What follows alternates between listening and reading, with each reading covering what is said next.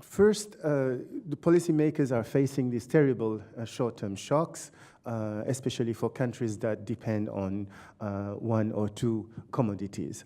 But they have been there before. It's not the first time that we're seeing this boom and bust. Actually, if you look at a longer-term perspective, when most African countries got independent in the 60s, growth was taking off very nicely, and we were hit very, very badly by the first oil shocks, in terms of trade shocks in the 70s and 80s.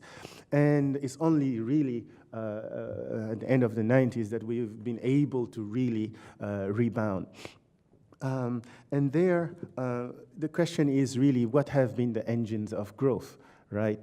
And so apart from those countries that have benefited from higher oil prices and higher commodity prices, like copper for Zambia or oil for Nigeria, Angola, Gabon, you know, if you compare Africa's experience with the rest of the world, it has been following a different growth path. So if you take agriculture, we have not yet been able to have in many countries, in most of the country, our green revolution. But the green revolution, this high productivity in agriculture has been also instrumental in China because it has helped, you know, free up also labor to go to the manufacturing. We haven't been able to do that in Africa.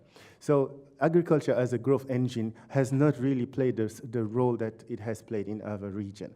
Then we have industrialization, manufacturing, and actually, well, you can argue about the statistics, but more or less we have deindustrialized. I mean, Nigerian textile has suffered a lot from Chinese import of textile, for example.